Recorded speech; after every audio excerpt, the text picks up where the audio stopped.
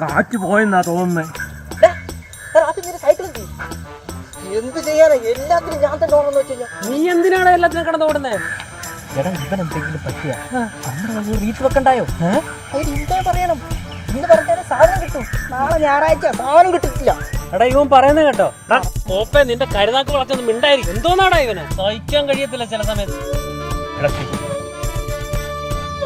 ചില വേർപാടുകൾ നമ്മൾ സഹിച്ചില്ല. എടാ നാളെ നമ്മളും ചത്തുപോകും. അതും നമ്മൾ സഹിച്ചല്ലേടാ പറ്റൂ. എന്തോന്നാടാ ഇവന്? പാടാ നമുക്ക് നോക്കാം. ശരിയാ, ഒന്ന് നോക്കിയേക്കാം. വെറുതെ ഒരു വീട്ടുകളെ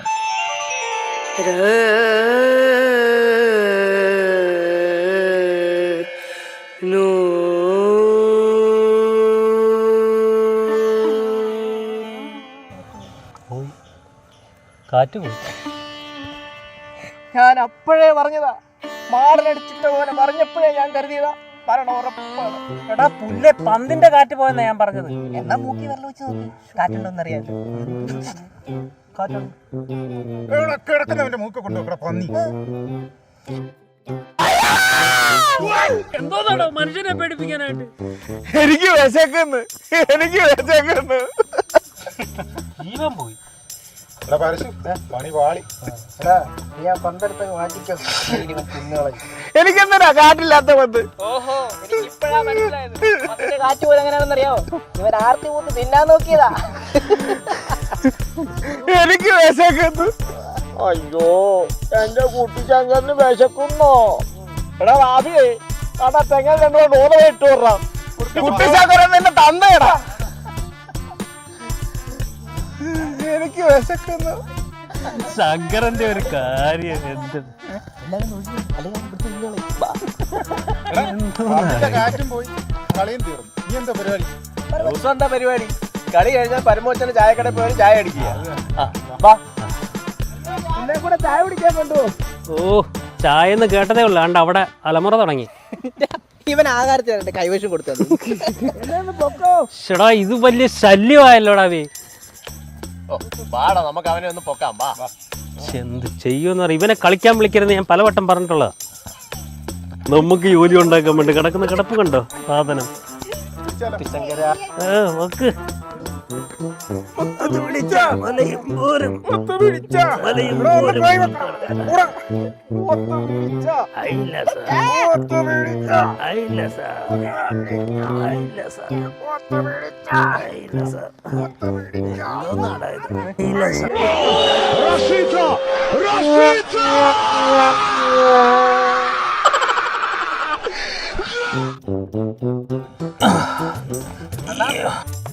ചായയുടെ കൂടെ 2 പഴവും 1 വടയും. ഓ ചെല്ല്, ചെന്ന് കയറിക്കോട്. അങ്ങനെ 2 പഴം തരും.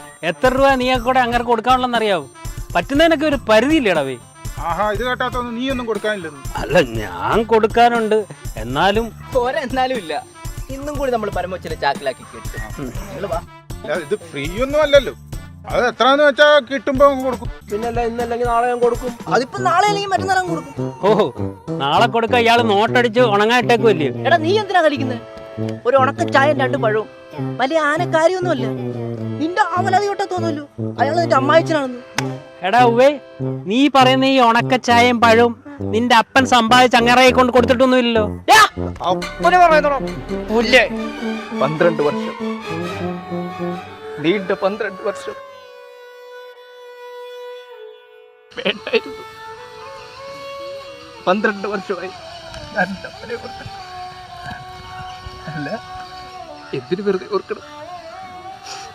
ഇന്ന് നീ എൻ്റെ അപ്പനെ വിളിച്ച് ഓർമ്മപ്പെടുത്തിയപ്പോ എന്തിനായിരുന്നു? വേണ്ടായിരുന്നു. ഇനിയും വേണ്ടാതിരിക്കാൻ പറ്റുമോടാ അച്ഛാ?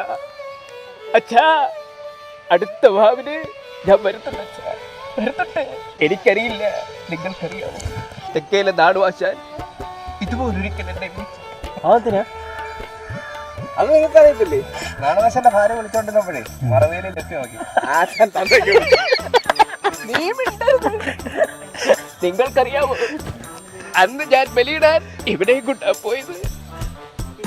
പിതൃപിണ്ഡം സമർപ്പയാമി. ഇലയിൽ വെച്ച ഉരുള കണ്ണടച്ചു തുറന്നപ്പോൾ എന്ത് സ്വാഹ? അപ്പൻ വെച്ച ഉരുള വൃത്തിയായിട്ടെടുത്ത് തിന്നടാ. അപ്പ അപ്പന്റെ രണ്ടാം ഭാര്യയിലുണ്ടായ ഈ 6ാമത്തെ മകനോട് ക്ഷമിക്കപ്പ, ക്ഷമിക്ക്. ഈ മാവിന് എന്റെ പൊന്നച്ഛന് ഞാൻ ചിക്കൻ ബിരിയാണി വിളി. ഇത് സത്യം, സത്യം, സത്യം. ഞാനും വരട്ടെ അണ്ണ.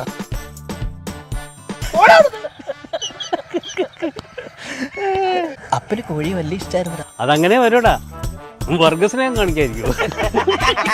എടാ വാടാ, ഇങ്ങനെ വാ.